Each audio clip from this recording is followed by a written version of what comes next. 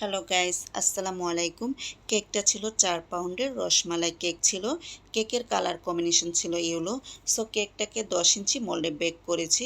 মালাই দিয়ে ডেকোরেশন করার পর কেকের ওজন অনেকটা বেড়ে গেছে, 4 পাউন্ড হয়ে গেছে।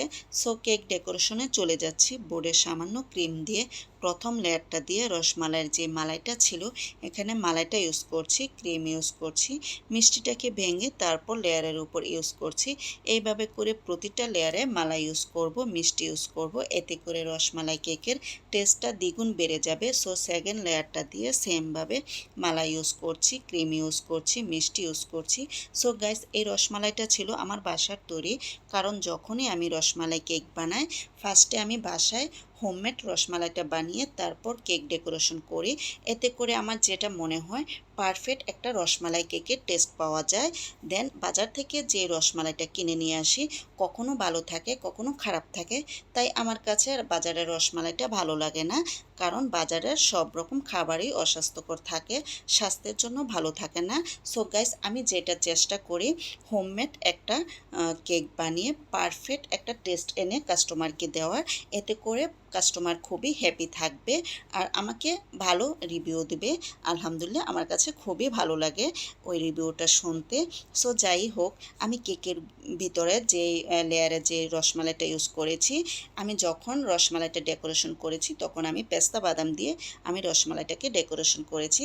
সো প্রতিটা লেয়ারে রসমালাইয়ের সাথে যে পেস্তা বাদামটা ছিল, এই পেস্তা বাদামটাও রয়েছে।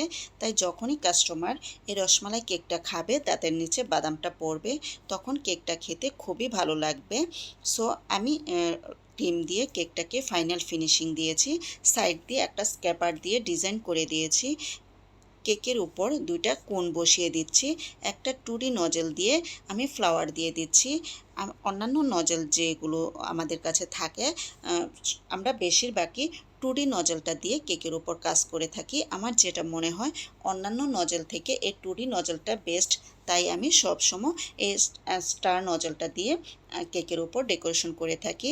তো এই স্টার নজেলটা দিয়ে ফ্লাওয়ার দিয়ে সাইড দিয়ে বর্ডার দিয়েছি। দেন আমি কেকের উপর মিষ্টিটা দিয়ে দিচ্ছি। সো কিছু পেস্তা বাদাম দিয়ে দিচ্ছি, কিছু চেরি ফল দিয়ে দিচ্ছি। আপনারা চাইলে চেরি ফলটা স্কিপ করে এখানে গোলাপের পাপড়িও দিয়ে দিতে পারেন। সো আমি কেকের উপরও কিছু রসমালাই দিয়ে দিচ্ছি, পেস্তা বাদাম দিয়ে দিচ্ছি। তারপর আমি মিষ্টির উপর কিছু ইয়েলো কালার দিয়ে দিচ্ছি, এতে করে কেকটা দেখতে সুন্দর লাগবে। সো গাইস, আমার এই কেকের ডেকোরেশনটা যদি আপনাদের কাছে ভালো লাগে, তাহলে আমার চ্যানেলটাকে সাবস্ক্রাইব করে আমার ফেসবুক পেজটাকে লাইক, কমেন্ট, শেয়ার করে দেবেন। ধন্যবাদ।